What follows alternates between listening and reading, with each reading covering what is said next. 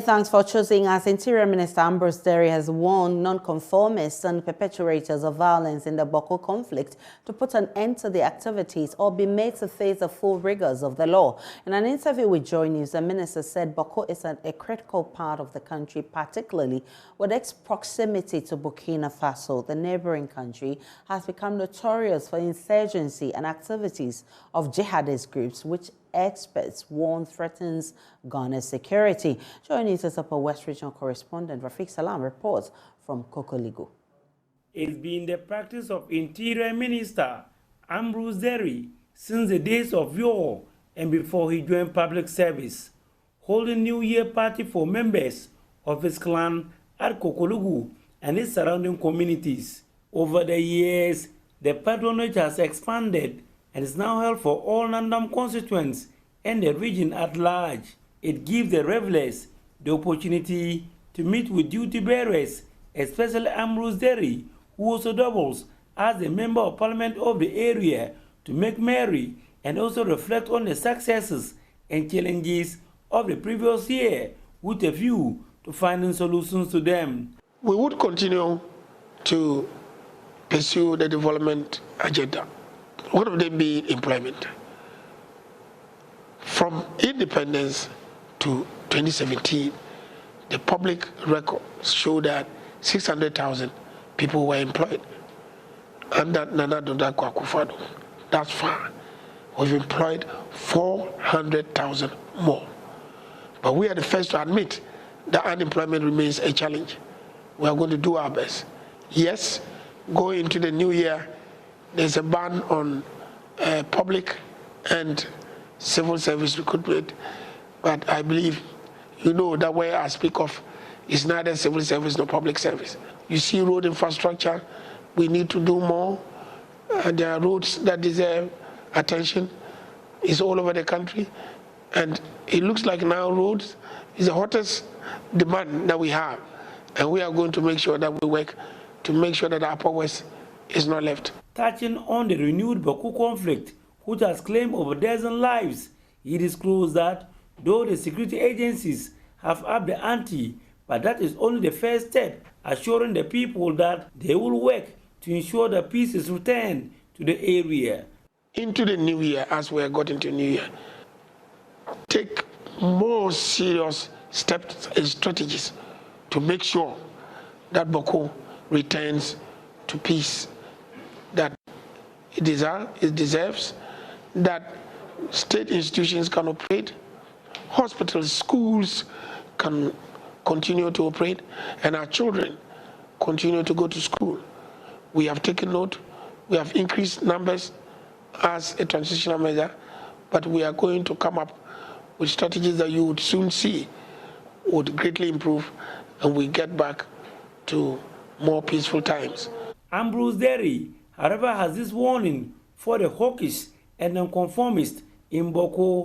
Show all those who want to be violent and non-conformist and not law-abiding, that we shall meet them squarely and let the law take its course. We are not going to allow a few people to take the peace and security of Boko and therefore Ghana at large for granted. We would come after them and we assure them that they can run but they cannot hide. Boko is a very important part of Ghana, especially that it shares border with Burkina Faso and Togo, and therefore we would want that it is peaceful and secure to enable us fight off or ward off the extremists who want to migrate southwards. The Interior Minister is hopeful that despite 2023 forecasted to be a difficult year, the government will support from the citizenry who will sail through. So for me, the new year is a year that we look up to. We are told that the world forecast is that it will be a difficult year. We believe the battle is still the Lord's. Government is going to work hard. And with the cooperation of Ghanaians, we will come out. And our president, Nana Dada Akufo-Addo, better than our neighbors and the world at large. For now, All I can say is I wish you again a happy new year and God bless us all. Reporting for JoyNews, Rafik Salam. A simple bridge connecting two small towns in the Anglo constituency in the Volta region has been in a deplorable state for years. Efforts by community members with the aid of the MP to fix the bridge has been stopped on several occasions by authorities. The community say they need urgent help to fix it before more people lose their lives trying to use that bridge. Kwakwa Sante visited that community and now reports. A 4-year-old girl returning from school lost her dear life due to the dilapidated nature of this bridge, and residents are warning more people could die if this is not fixed. This bridge, constructed mainly with metal plates as the bed, has become rusty and is now riddled with holes in many parts. Users have had to navigate cautiously. Constructed close to 30 years ago, this bridge is overdue for a major renovation, but has not happened. Assemblyman for the Atiteti electoral area, Raphael Kwejo Agbenavo, says the bridge is now a death trap. Very, very terrible. It's not just bad, it's a death trap. So we decided to do our own thing as a community. So we bought some chipping sand for the project. But lo and behold, the railway came in and said that we shouldn't touch the bridge. They came to change some plates at the cost of the MP, because MP have to pay 4,000 for them to convey 20 of these plates from Kokora to me to come and repair the severe damaged ones. And recently, 3 weeks ago, a young girl returning from a school have to fall on this bridge because she is trying to dodge these big holes on the bridge. So at the process, he fall through this side of the bridge and fall into this water. And that's the end of the small girl returning from school. What crime have this young girl committed? If duty bearers could have allowed us to do our concrete overlay, could have account to this situation. Other users, particularly motor riders, which is the main source of transportation in the area, are worried if this is not fixed immediately, more people could lose their lives. This thing there is no good. It make way people they for this thing inside the down. So it no good for you for the. So when you're on it, you are afraid that maybe you yourself you could fall in or. I'm afraid. So I go for the inside. Sometimes when you are working on it, it seems you'll be feeling as if you fall inside. So our hope is that they should come and redo it for us, because this thing can cause harm to us.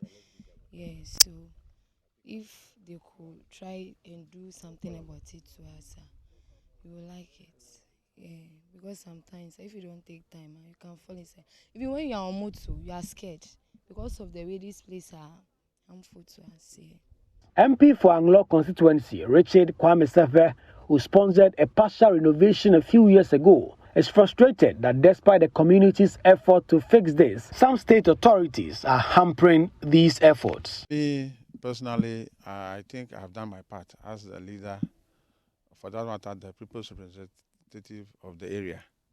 I've written to the Minister of Highways, and we went very far to the extent that some of the platings that you see here replaced were paid by my good self. And we were about to replicate something that happened around Galosota. The same situation, after the contractors are about to leave, they replaced the metals with the concrete. And it made the job very solid.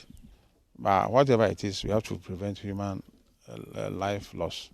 So we are on it, and I pray if government could intervene, because this is nothing. We only need proper aluminium to be laid on this. This community is reeling under the death of a 4-year-old girl who tried to navigate these challenges on this bridge. She fell to her death. The MC, the district assembly, the MP, the assemblymen, they are asking for help from government to be able to fix this. but they themselves are trying to do something on their own. Just behind me, we have chippings of stones and sand ready to lay some concrete on this bridge to fix it. But they had faced some challenges with government asking them to go through some formal procedures and frustrating the process in the long run. They cannot wait any longer. They want to prevent more deaths from happening. Reporting from the Volta region, Kweku Asante, Joy News. Back here in Accra, in the studio, my name is Aisha Ibrahim. The Ghana Health Service has indicated it's tightening and reviewing existing measures to avert further outbreaks. In a statement released by the service, it's hinted it is collaborating with the Ministry of Health and other stakeholders to monitor the country's specific measures to address the current threat of COVID-19, especially with respect to importation. Dr. Franklin Asedubekwe is Director of Public Health at the Ghana Health Service. He's been speaking on Newsdesk.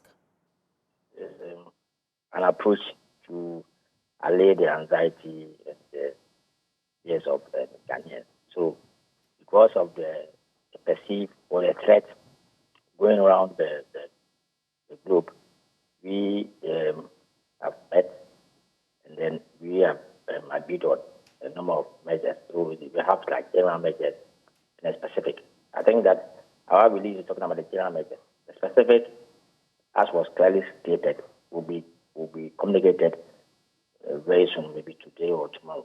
So I am not speaking on specific measures. What I want to put across is that you see where we are now is not the same as where we were in 2020. So the issue is not just about the importation. We also have cases within the country. So our focus, should not always be on importation. So in trying to address COVID, I would say it's an attack and defense. The attack is the importation, which we are saying that we are going to come out clearly with our specific measures. But there's also a defense part, which is the vaccination. And that's why we talk about the fact that Ghanaians should get vaccinated.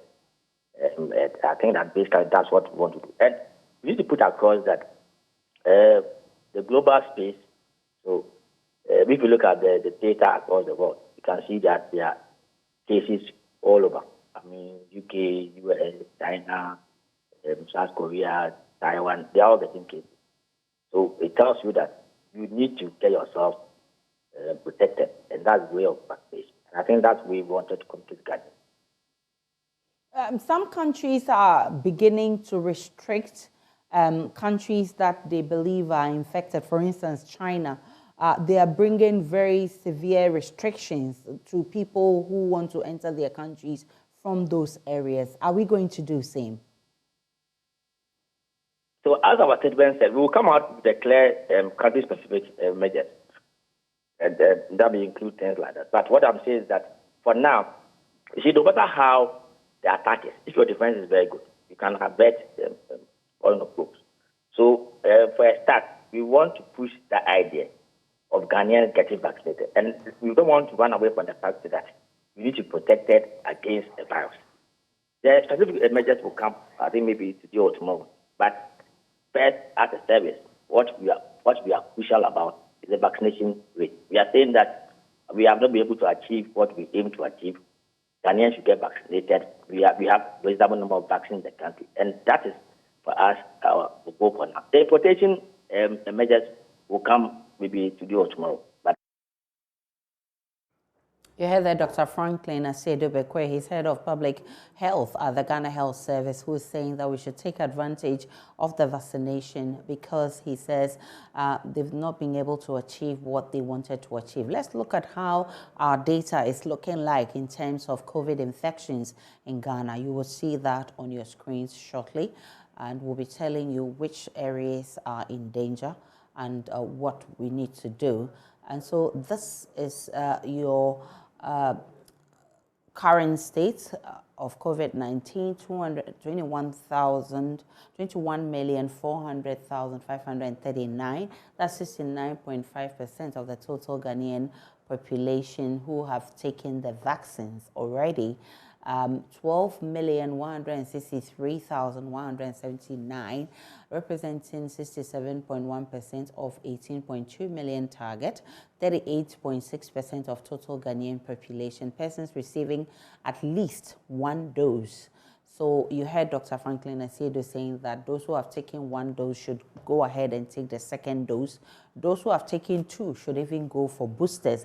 Now, if you look at persons who are fully vaccinated, they stand at 9,183,560 against our target of 20 million people. Again, you heard Dr. Franklin Asiedo saying that we did not hit our target of 20 million.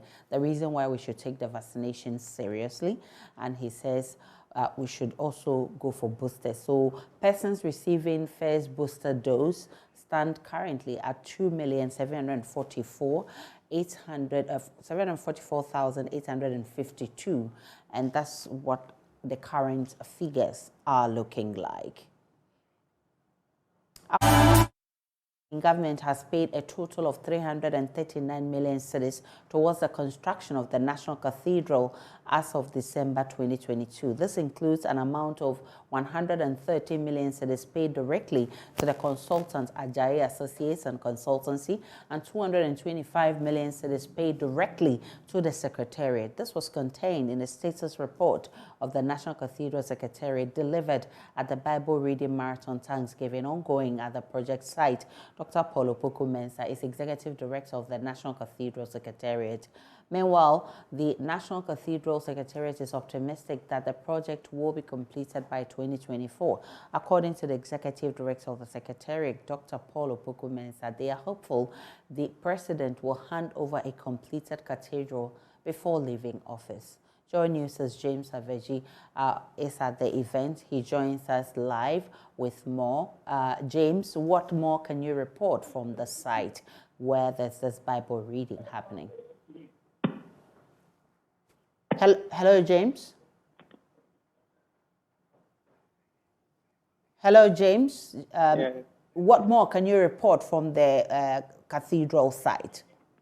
Okay, so as I speak, the service is almost coming to an end, and the next activities will be to lead the President to the very particular site where the foundation of the cathedral is being laid, so he can see for himself how far the project has come.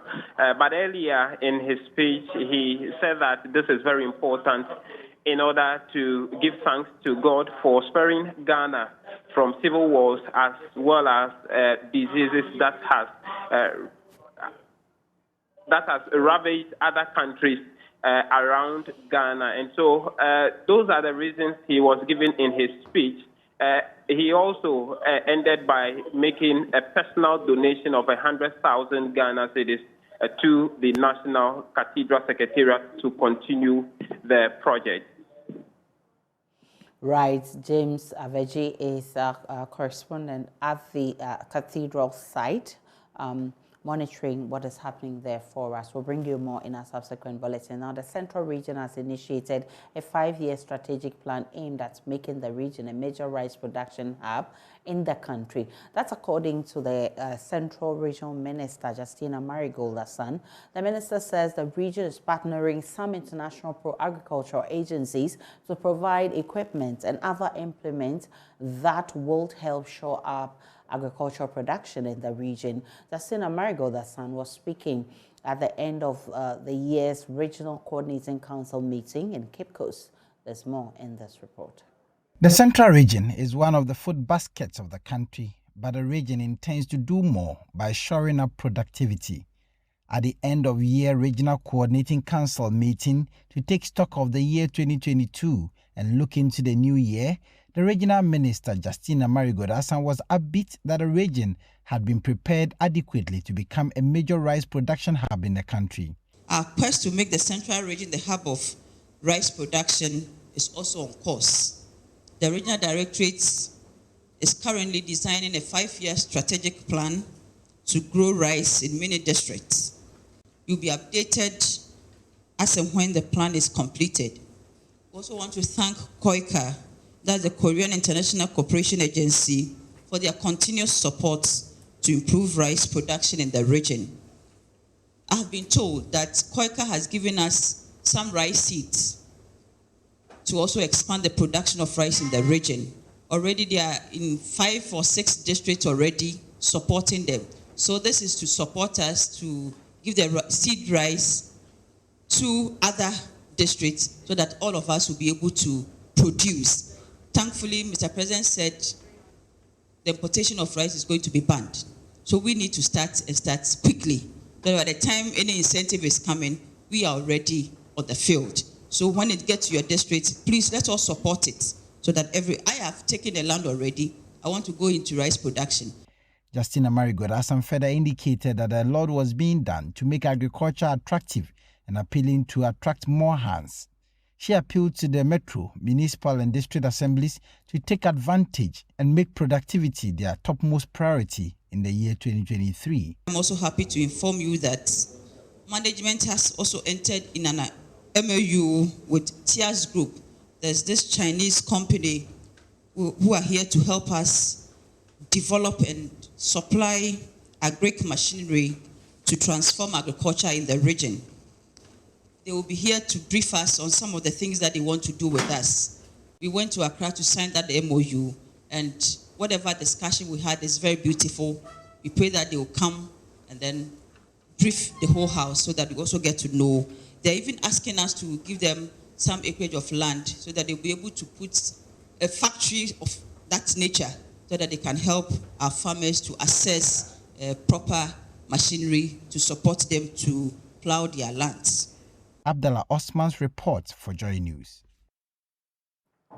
The People's National Convention has called for the establishment of the aged facility in northern Ghana, where elderly people who have no family or relatives will be taken care of and could also seek refuge. General Secretary of the party, Janet Asana Nabla, said that facilities would also provide a safe environment for women accused of witchcraft and banished from their home villages.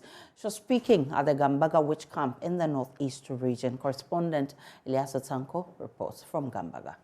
The Gambaga witch camp in the northeast region recorded an unprecedented increase in the number of women who fled violence and abuse from their home villages after they were accused of being witches by their family members and religious figures, especially pastors. According to the camp coordinator, Samson Lal, the year of 2022 has been a difficult period in the history of the camp as it recorded an unprecedented figure of 94 inmates, majority of them from the Konkomba and Bimoba ethnic tribes, who were accused and chased out of their communities across the northeast region. This year has been very bad for us.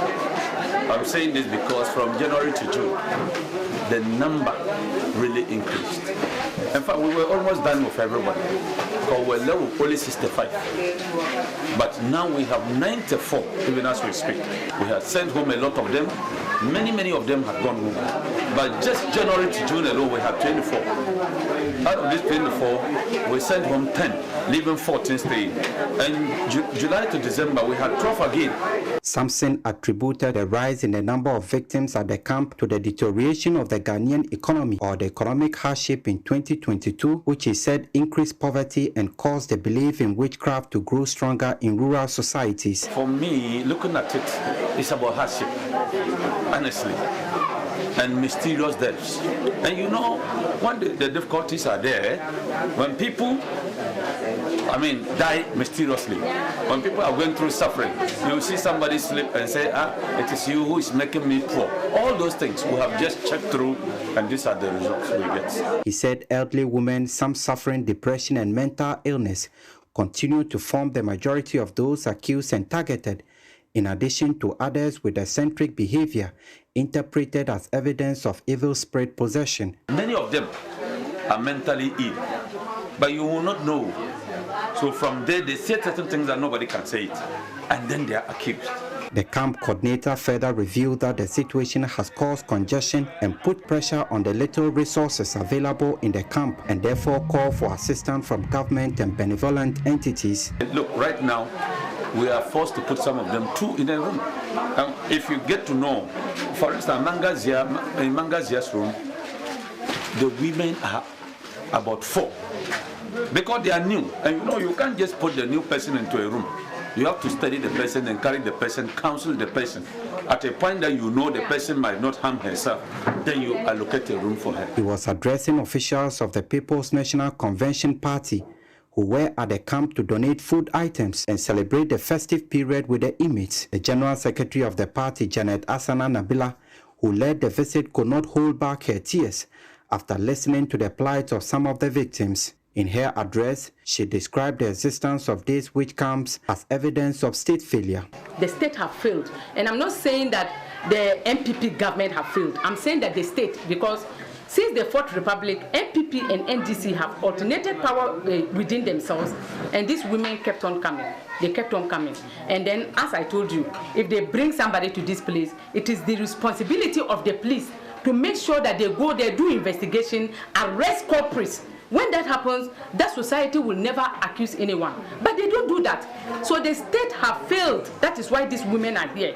Because they don't care about women issues. If this were to be men, it would have been a different case. The PNC has proposed the establishment of aged care facilities in all 16 regions to provide a secure sanctuary for aged people who have no family or relative to cater for them, as well as victims of witchcraft accusations. Government should put up like old people's homes. These homes are supposed to take care of people who don't have strong family members and who are also vulnerable and don't have a place to stay. When we do that, no one will accuse another person of being a witch anymore. Because if a woman is staying at a place and she's not comfortable, she will just move to the old people's home. And I'm not saying this for only Northeast region. I think government should put up buildings in the 60 regions. The party has also warned against the ongoing effort in Parliament to pass a law against witchcraft accusations. Instead, the PNC called for financial and logistical empowerment of the Gender, Children and Social Protection Ministry and the Ghana Police Service to fight the inhumane practice. You are rather going to compound problems, because once you are closing this place down, you heard them say that 24 people just ran to this place. The European Union says Ghana and Ivory Coast will... Let's take a break on Joy News today. When we return, we'll bring you more.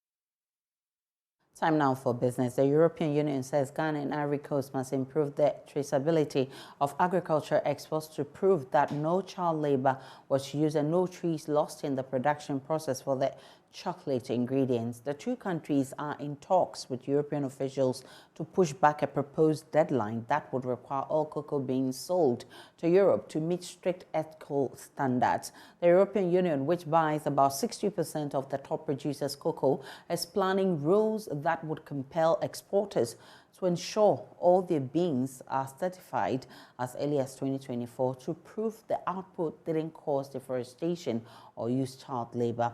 According to the union, less than 15% of Ivory Coast cocoa and only about 12% of Ghana's output is certified. What exactly is informing this directive and what are the requirements? Let me bring you details in the following graphics. The European Union requires that there is improvement in the traceability of agri exports to prove that no child labor was used, no trees lost in the production process for the chocolate ingredients.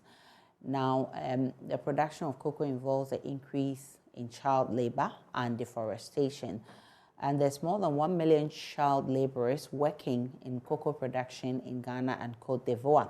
95% of them are exposed to the worst forms of child labor, such as working with dangerous tools or harmful pesticides. Now, if you look at the last 60 years, Ghana has lost 80% of its forest cover. Now, Cote d'Ivoire lost 94% of its forest cover. 1/3 of these losses is attributed to cocoa production. And according to them, less than 15% of Ivory Coast cocoa and only about 12% of Ghana's output is certified. Now, industry leaders are in continuous talks with the government to ensure customers' deposits are protected in the ongoing debt exchange program. That's according to Group Head Operations at Cal Bank, Jojo Wodo-Hammond. He also revealed though government's regulatory directives in 2022 impacted the bank's operations, Cal Bank managed to stay resolute with digital innovations. Mr. Hammond spoke to Prince Apia on the sidelines of the bank's end-of-year service.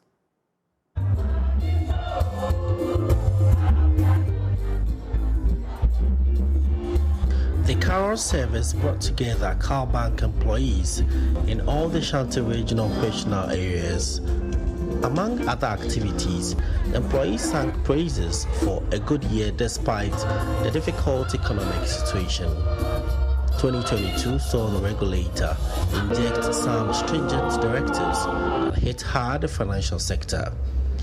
A group head, operations at Cal Bank PLC, Jojo Wodo-Hammond, had this to say. During the course of the year, the central bank increased the primary reserve, which primary reserve from 10 to 14 now has been reduced a bit. It's impacted on the ability of the banks to use our deposit that were mobilized to do business, because when the primary reserve increases, it means that that portion must be placed with the central bank to protect depositors, and so you do not have the leverage to use that. So obviously it will impact on our ability to do more business, but because we have put in place measures to do well, we managed to surmount these challenges arising from the regulatory directives, and then as a bank we come out stronger. We've looked for new ways of doing business to increase our revenues.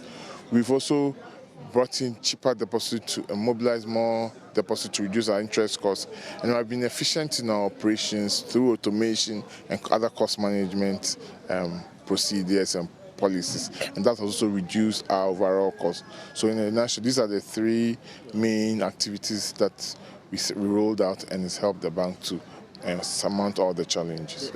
About the ongoing debt exchange program, Mr. Wodo-Hammond says there are continuous consultation to ensure customers are protected and prioritized. Banking industry, the Association of Bankers is engaging the central bank and the Ministry of Finance. Other industry participants within the financial industry, like the Insurance Association, Chamber of Corporate Trustees, the Securities, the Asset Managers, everybody's in consultations with the central bank and the government to ensure that, especially the Ministry of Finance, to ensure that everybody comes out safe, that everybody's interest is protected.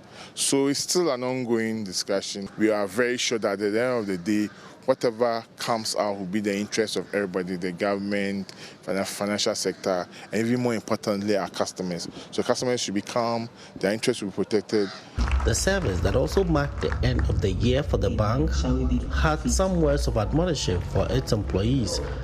Mr. Wodo-Hammond promised a better banking experience for customers going into 2023. Prince Apia reporting. For business, more after this break.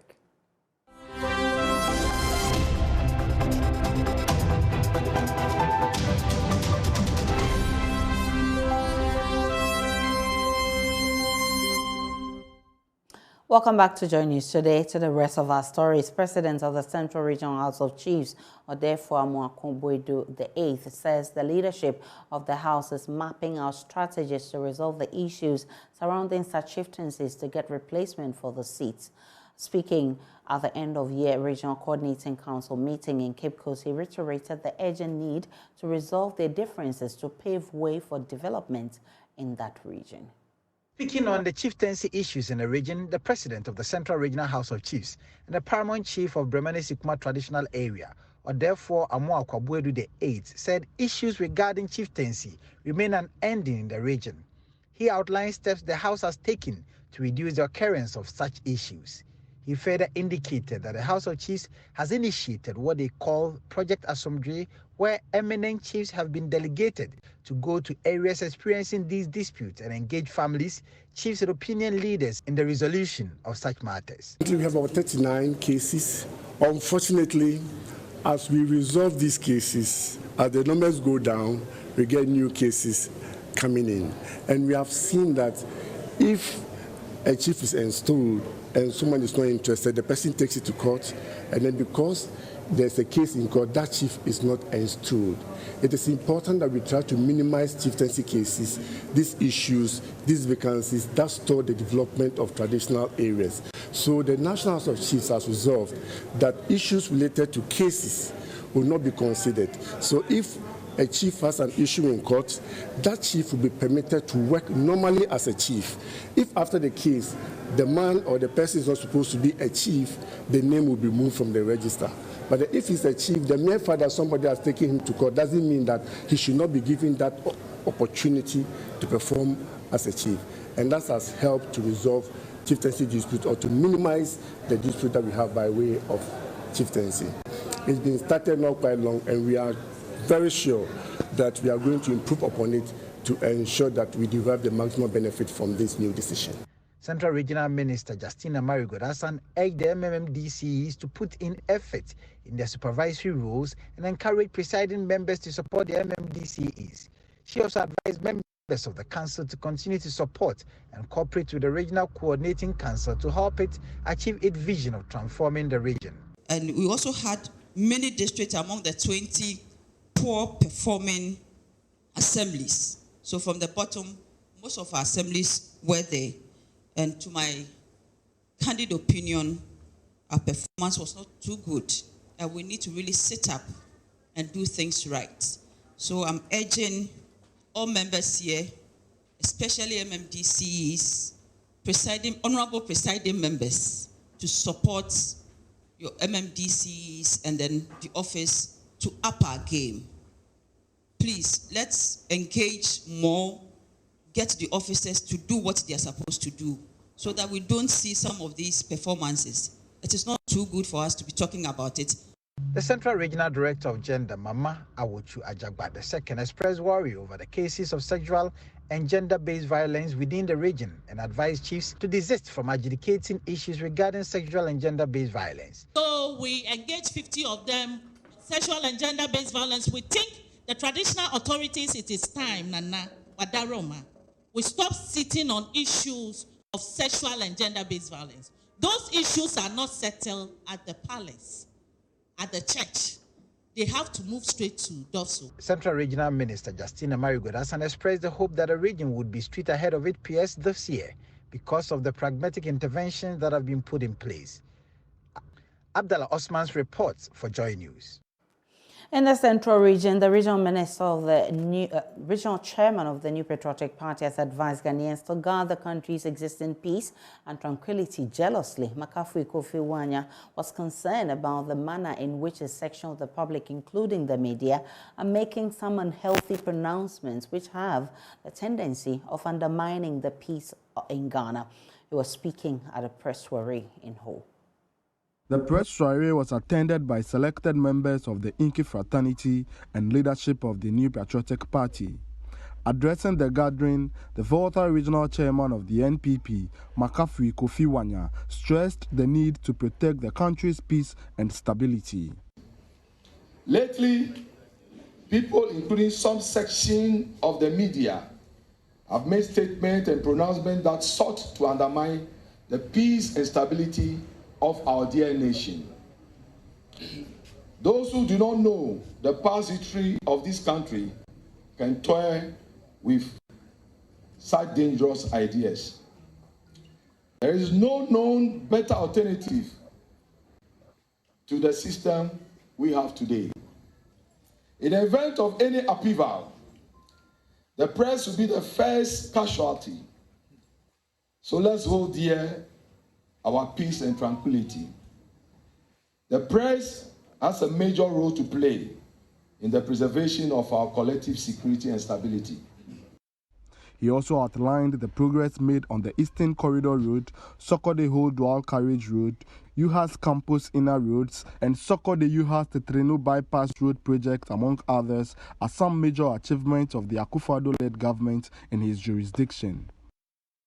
Contrary to what the opposition and critics would want us to believe, Ghana has moved on a great deal. The Southern Sector Water System Extension Project are ongoing and many others. This is the economy some propagandists want us to believe is in shambles. All of the above we have done without any support from the IMF yet. In our subsequent interaction with you, we shall provide details, project specifics, and government intervention to buttress our points and support our claim and justify and the justification to break the 8 in 2024. Fred Kwame Asari, Joy News. Who?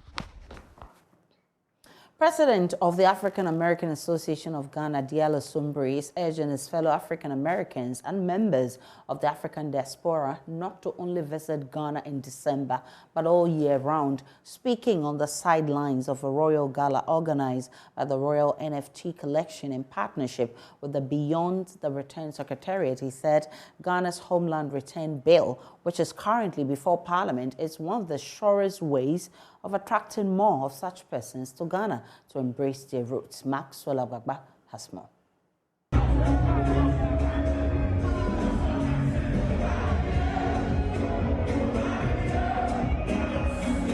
Ghanaian musician Sarkodie serenading the royals.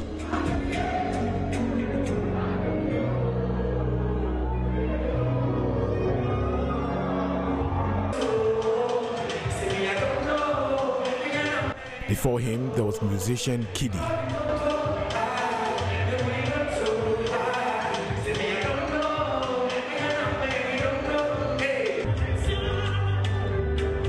And then Ifya.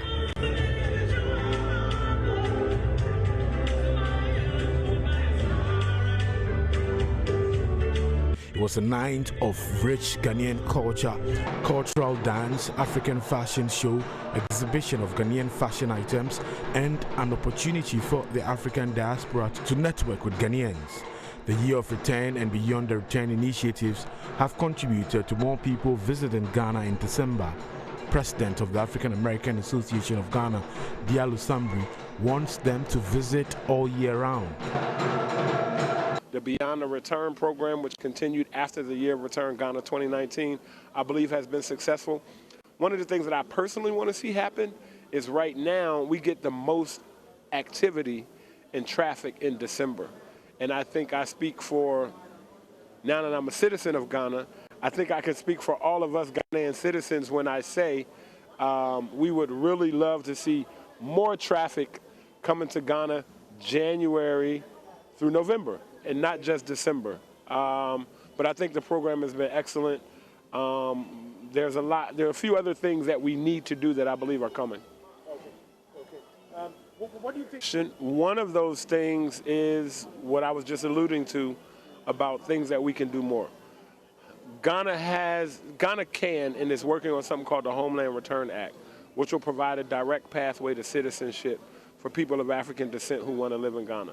That is something that I think will attract a lot more people. Founder of Royals NFT, Dr. Hans Nyantichi Boateng, says the Royal Gala was organized mainly to allow the African diaspora to network with Ghanaians.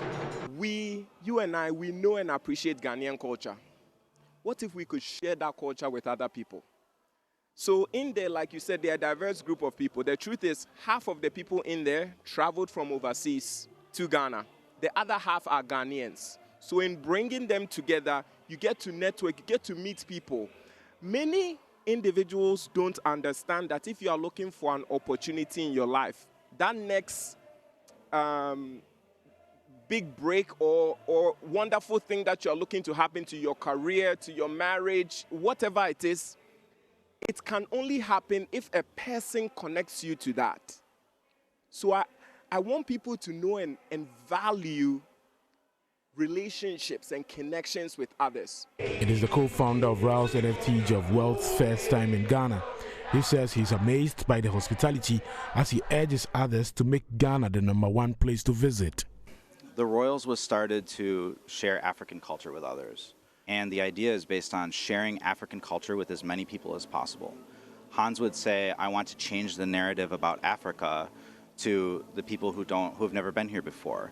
And I also want to celebrate African culture, not only with African people or Ghanaian people, but people who are from other places as well. So we can all celebrate and enjoy and experience African culture together. Just in the time that I've been here so far, I've learned so much about African culture. And I would say like the number one thing is just how amazing Ghanaian people are.